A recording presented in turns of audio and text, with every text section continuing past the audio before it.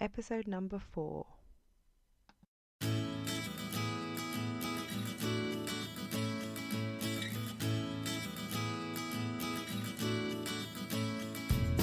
You are listening to the More Than a Lawyer podcast with your host, Janine Esbrand.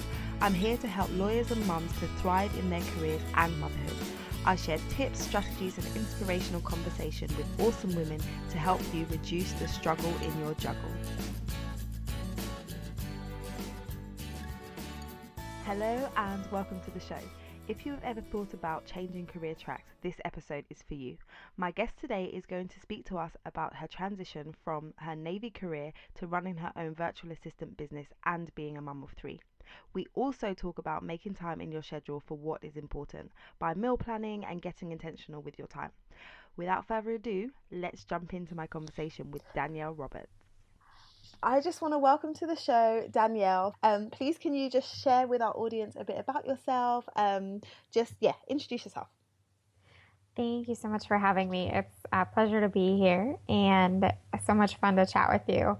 I'm Danielle. I am the owner of Legacy Creative Company. I'm a virtual assistant, and I also have packages where it's like life organization. So I like to help women organize their life. And as a VA, I found that it's just a blessing to be able to use my organizational skills and my other administrative skills to work with women. Moms especially is kind of my forte since I am a mother of 3. That's been helpful to kind of find my niche and realize this is where I want to be at and who I want to work with right now. Yeah. So I'm married. I've been married for 6 years now, which is crazy. Time flies. Yeah. So I have my 3 kids are going to be 5 on July 4th, 3 on June 17th, and then I have a 9-month-old who was born in August. Oh. So I am busy. I'm also taking some college classes to work on my university degree, and wow. That's me. You are doing lots of things. A lot. There's been a lot of transitions, so I definitely can understand where your listeners are coming from. Yeah, definitely, because our listeners are women that are going through different types of changes, so changing careers or starting a business or just entering into motherhood. So from what you've just said, there's so much that we can learn from you. And it's I love the fact that you've got your VA business, but you've really you're really using your skills and understanding what your strengths are and being able to use that organizational skill set. That's awesome. Can you share with us a bit about how you do that? Because I'm sure there's women that are just like, oh my gosh, I need to be more organized. So can you just share with us some of the things that you put in place in terms of what works for you, but also what works for some of your clients?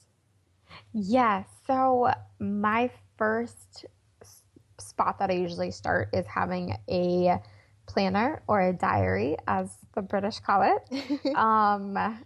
I find that it's best to write down what's happening during the day, what is coming up, and that way you know what to look for.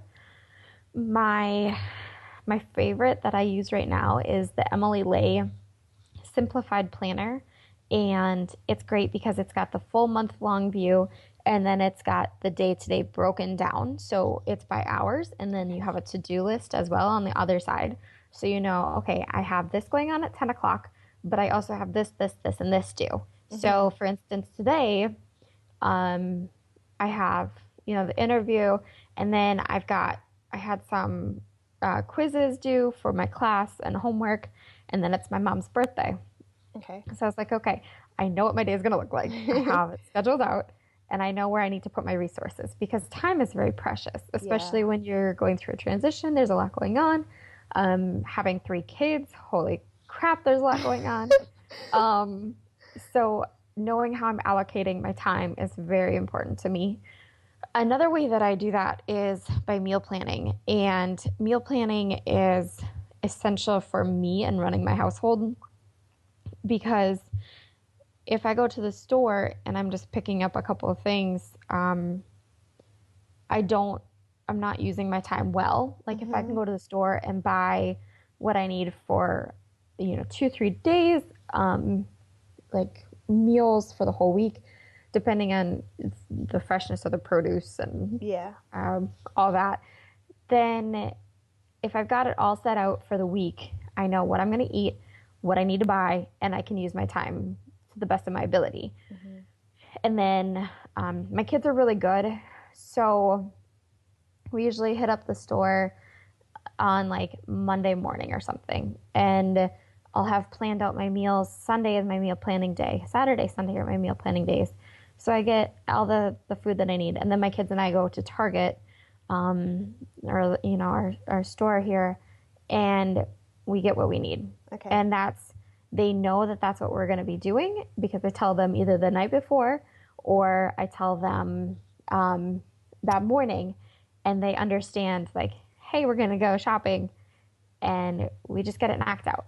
And it's funny because my kids have started, like, they know that I have it planned out. So they have started to ask, okay, what are we doing tomorrow? What are we doing today? Are we going somewhere today? And so it's really fun because they're part of the process. Yeah. And those are like the two biggest things I find.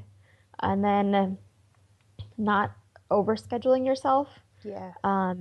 That's a huge one for me because I like to take on a lot and keep busy. Yeah. And my husband jokes that stress is like the thing that I enjoy the most because I constantly am like in a place where I'm putting myself under stress. But when you overcommit, you're spreading yourself so thin. And one of the things that I've learned and have really focused on this year is setting intentional goals to not over extend myself. So setting limits, saying no, Yes. putting boundaries in place so that I am able to give everything that I'm working on a part of me and I'm not too spread thin. Yeah. That's really important. I think saying no is something that a lot of us struggle with, and that's one of the things I talk to my clients about, in terms of figuring out what is actually really important to you, because sometimes other people's priorities come into our space, and then we feel like we just have to say yes, yes, yes, but it's not necessarily a priority for us. So being able to say, actually no, I can't commit to that, and just being okay with saying no. And if you're upfront and honest, people are generally okay with that. It's when you try and commit and then at the last minute you have to bail out because you can't do everything. Someone's going to be more upset with that than if you just at the get-go said, I can't fit it into my day. So yeah, Definitely. I definitely relate to being able to say no and just being okay with that. It's fine, just say no. Yes, it's tough though. It is hard. I've the last few weeks I've been realizing that I need to make sure that I'm cutting down on my planning and my time with clients because I'm in a transition myself with my husband's job and then being in school, and so my time has been more limited, and so I've been having to say no to clients. Yeah. And it's tough because it's like, okay, I would love to work with you, but I don't have the time. Yeah. And even though they understand it, and there's plenty of other VAs that they can work with, for me, it's been difficult to lay those boundaries. Yeah. But I know it's the right thing, so that's what I have to stick through. And I want to give quality service to the people that I work with, and I can't do that if I'm overextended. Absolutely. Yeah. So that's good that you've taken that approach. Like, there's a reason for it at this time, and it might only be for a short time while you're doing, your studies, and then you can get back up to full capacity with clients. But yeah, definitely something that people should take on board. Okay, so let's talk a bit about your kind of transition from the Navy, because it's like when I found out from you that you were in the Navy and your husband was there too, I was like, oh, that's so interesting. So how do you go from being in the Navy to being a VA? That's like chalk and cheese. So in the Navy, my husband and I met when we were both in the Navy, and then he got out when our second son was born, or our second kid was born, back in 2013. So he's been out for about 3 years. Okay. And then I got out last summer in July of 2015. So we didn't both get out at the same time. Oh, We wow. had talked about it and decided that was not a smart choice. Going from both of us full employment to neither of us full employment was not good. um, and in the Navy, I did administrative work. I was in Okay. charge of the Command's volunteer program. Hmm.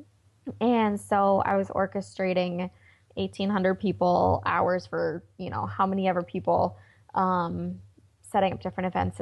And so it very much correlated with the administrative stuff that I like to do with Okay.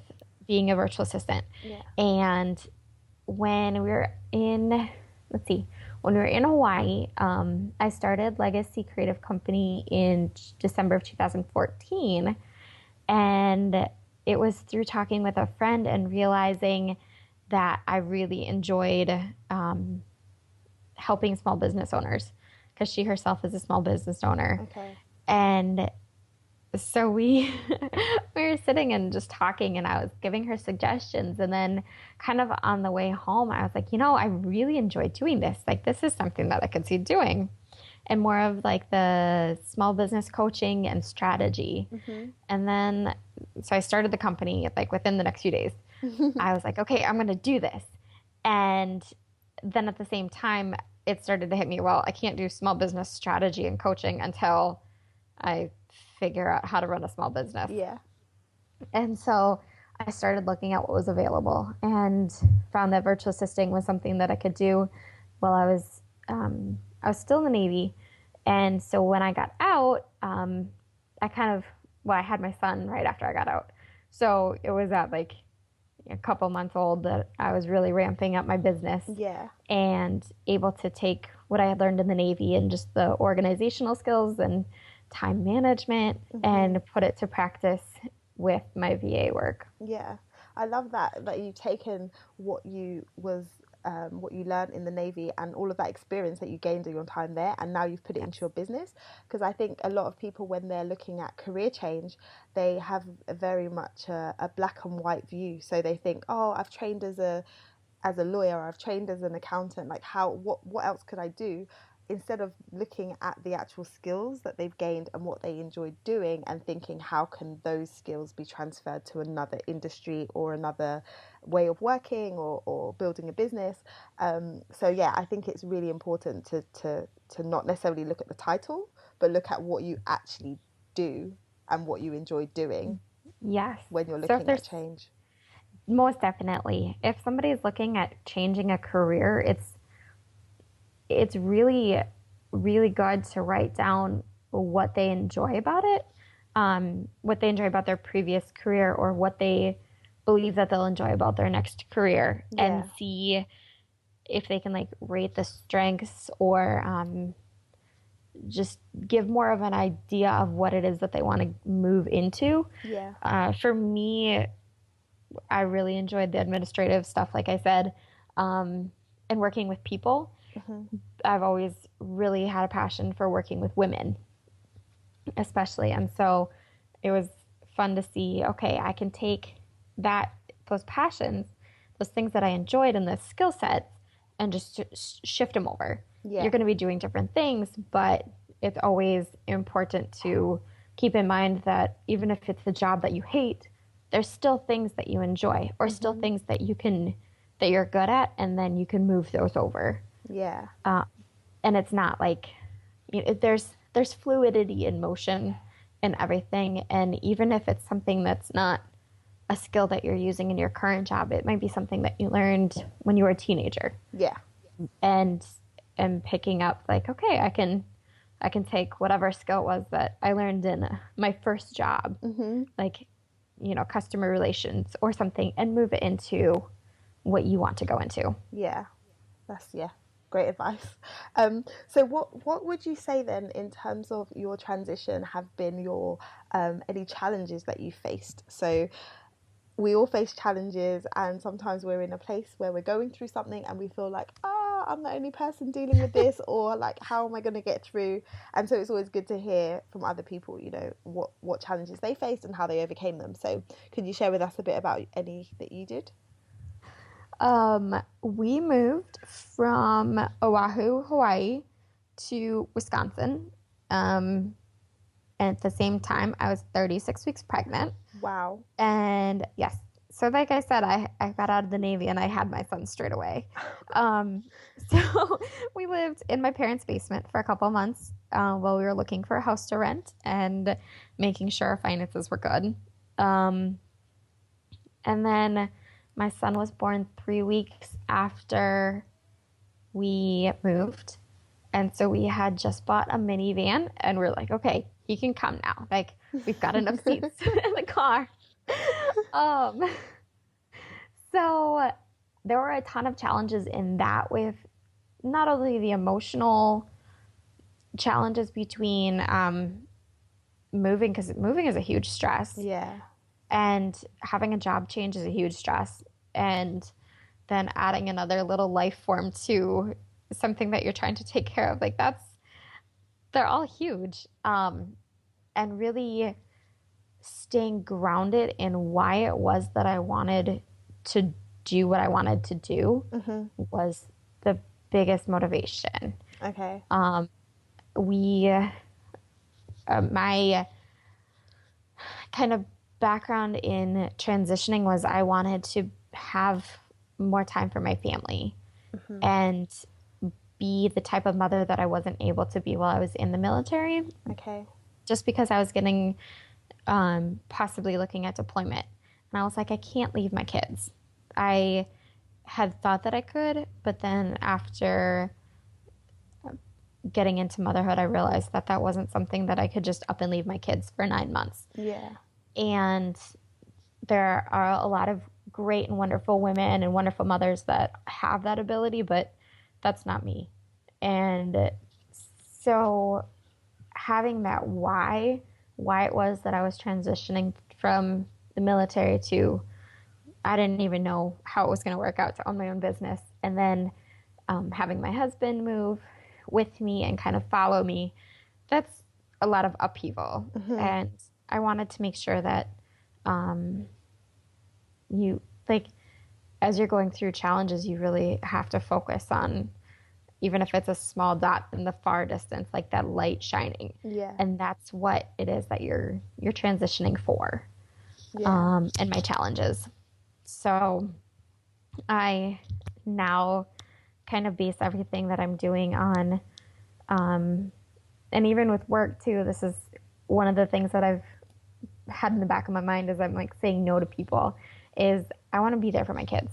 I want time and the ability to be there with my kids. So that's my why. Yeah, and it's so important to be able to step back and think what is my reason now, or what is important to me now, because things shift. I know for me, before I had my son, I was like, yeah, I can do this. I was working as a lawyer full time, and I was like, yeah, I'll have my son, I'll have my year off, and then I'll just come back and carry on. Yes. But actually, when it happened and I had him, I was like, no, this is not going to work. I can't go back to working how I used to work. I feel different. I am different. I want to be around Right. for him more. I want to make sure that I'm present. And actually, that's not as important. The work isn't as important to me as the time that I spend with my son. So I think it's important as well to just give yourself space to make that change, have that change of mind, because you might be in one stage before motherhood, or even at the beginning of motherhood, and then you might evolve and change, and it's okay to then take things in a different direction. But like you said, having that, okay, this is what's important to me now, is like, yeah, you need it. It is. And priorities change too. I mean, you you never know what's going to happen to change your priorities. Yeah. And that's the realization of I need to have something that's getting me through these challenges, this transition, this all this stress and anxiety that came in place with like moving our whole house at hold in a couple of weeks. It took a while for me to realize, okay, this is why I'm doing it, and I need to have that reason laid out. And I think it was the Boss Mom book that really helped me understand, okay, I need to have my answer in place for why I'm doing this. Okay. and why is it aligning with what I want that's causing me to make these changes. Yeah. Um, so yeah, Dana Malstaff's book, The Boss Mom, was it Guide to Raising Your Family and Nurturing Your Business or something like that. Yeah. Yeah. Um, that's that was really really helpful in pinpointing for me what it was that I was doing and holding on to the good reason why I was making the changes. Yeah. That sounds. I haven't read that book yet, and I want to read it because I've been listening to her podcasts and they're just really great and really Mm-hmm. inspirational. And so I'm gonna grab that book and I'm gonna put the link to it in the show notes for our Yeah, listeners. too. It's a good read. Even like if you're not a mom yet, or if you're moving into motherhood, Mhm. um, even if you don't own a business, she's got a lot of good introspective principles that you can glean from reading through there. Awesome. I'll check it out. So we talked before about like tips that you would share with mothers who are going through a change, and I really liked some of the things you said about comparison and remembering kind of when you're looking at other people, you don't necessarily see the negatives, you just see the positives because that's what people present. Can you talk a bit more about that and your view around that? Um, it's really, really difficult to raise kids in this day and age and have a business in this day and age with social media showing the best in people's businesses, Mm-hmm. and the best in people's lives. Like, even for me, I use my social media and I try to be real with people. Like, I Yeah. want to be authentic. And so you'll see last weekend I was cleaning my daughter's room and there was a pile of laundry and a pile of trash, and that's me. Like, that's life. Like, my house isn't gorgeous. It's not a styled, beautiful house. Um, but it's really easy to forget when you see the styled pictures and the pretty parts of people's businesses. Yeah.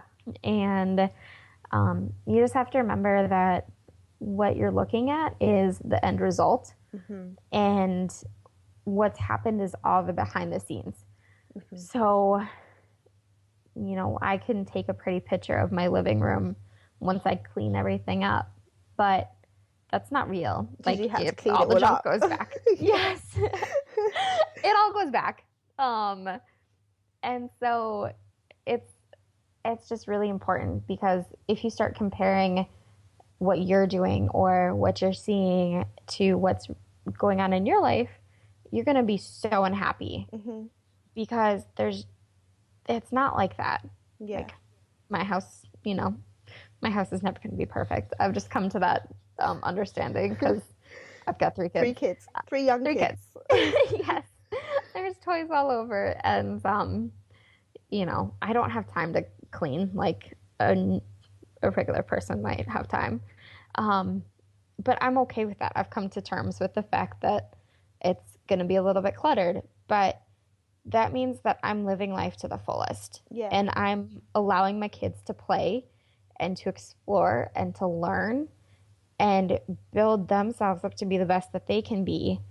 And I don't want to have, if my kids were to live in like a styled house, they couldn't have that. Yeah. Because you were like, don't And touch that, don't touch that. Oh yes, no, you're gonna get it dirty. Oh no, It's constantly like hovering over them, like just exactly. yeah, And that's not happy for anybody. So, yeah, um, just just keep that in mind. Like, the end result always looks pretty, but what do you want to have in the midst of the chaos yeah. that that's going to let you live life to the fullest? Yeah, that's really good advice. The other thing I've heard that kind of links with that is people. Someone said, don't compare your chapter 1 with someone else's chapter 20. So when you're Mm-hmm. looking at someone's life, you're just like, oh, they have it all together, but they might have been doing that thing, whatever it is, for a very long time. So they've learned how to get it all together, but you're just starting out. So how are you gonna be there? And like you said, people don't show everything on social No. media. They just, create all the beautiful images and show their best selves.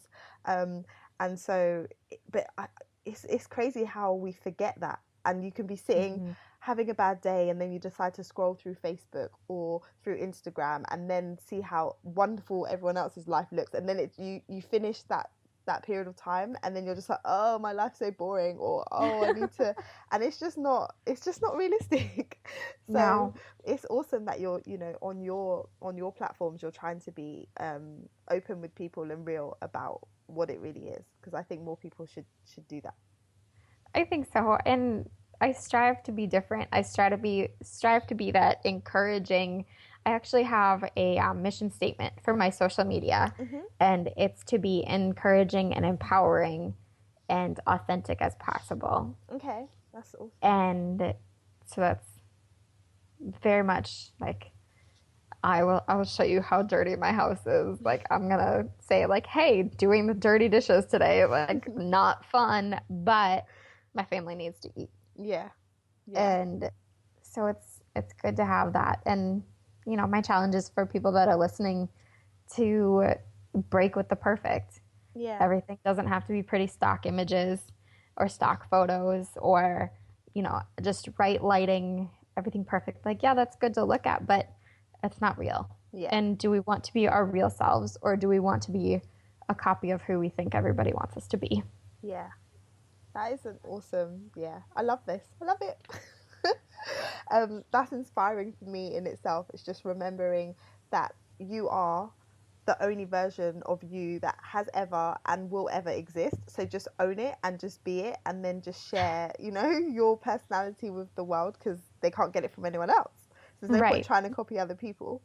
Most definitely. Oh, awesome. Well, this has been so good to talk to you, and I just really feel like people will take away a lot from what we've talked about, and people might want to know more about you and your service that you provide in terms of your virtual assistant business. So can you share with us where people can find you, and yeah, just a bit more about your company?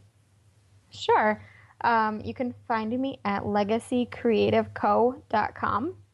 And I'm on Instagram mostly. I love Periscope, but it's hard for me to find times to actually I love hop on it without my too. kids being in the background. And I do Periscope, like kids in the background, crazy. The other day I was on there, and my son had potty training. He's going to be 3 soon. And potty training. And so I was like in the middle of a Periscope, and my daughter was like, Amos has to go to the bathroom. And so I'm like, Amos, do you have to go to the bathroom? And so I'm like in the middle of a Periscope broadcast and checking to see. I'm like, this is me. This is real life, guys. Love it. So the Instagram is Legacy Creative Co. Mm-hmm. And then Periscope is actually the hashtag that I use for everything, which is Create One Legacy with the number 1. Mm-hmm. And then Facebook, I have a Facebook page, which is Legacy Creative Co. And otherwise, you can check out my personal profile, Okay. which is a lot of fun and just randomness. And Danielle Roberts. So you can get a link from my Legacy Creative Co. page Okay. to that. And just before we end, then, I just want to, I always have in the back of my mind, what legacy am I leaving, and what am I creating? So the fact that your company is Legacy, I'm just really interested in the name and how you got there. No, that's exactly what it is. Oh, okay.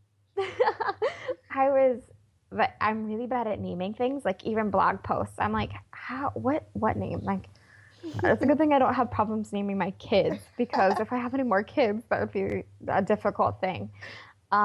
Legacy Creative Company came from, I was toying around with, what do I want to do? What do I want to be? Because your business name says so much about who you are personally. Mm-hmm. And when I was creating it, it really was, I want to leave a legacy that is positive and encouraging for my kids and those that come after me. and being creative and creating the legacy in different ways. Kind of, my friend actually helped me name it. The one that I was like helping, she helped me get my business going, because I was trying a couple different things, and she's like, "What about this?" And so that's the name that stuck. And I actually have a blog post in my blog that's called Legacy and Heritage, and really looking at what are we doing in the present day to leave a legacy and set an example in our heritage that we're leaving for our kids and those that we interact with. Yeah. Oh, I love it. I love it so much. When I came up with the name, there's a lot in the name, because I came up with Lightbox Coaching because I just really felt like everyone has potential, but sometimes people just need a light to be shone on that potential, and then they need the tools to kind of unpack that potential so that they can get to where they want to be. So that's where I came up with Lightbox. And so I just, whenever I hear a name that seems like it has some kind of story behind it, I always am like, what, how did you get there? Yeah. So that's really awesome. But yeah, okay, so people can find you, Legacy Creative, and I just want to say thank you so much for today and for being here, because it's been awesome chatting with you. And yeah, I hope that people will check you out more, because I'm sure you've got so much more to share and to give to people. Awesome. Yeah, so good talking with you. I really hope you enjoyed that conversation as much as I did. I especially like Danielle's approach to being real and open about her life as a mum. I would love to hear from you what you found the most useful from today's show. So head over to the Lawyer Mums Network at www.lightboxcoaching.com/network and share your insights with me. It would be great to connect with you.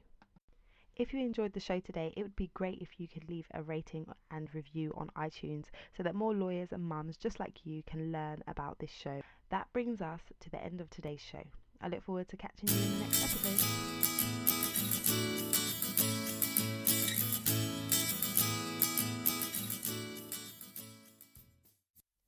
The More Than a Lawyer podcast features music from Ben Sound.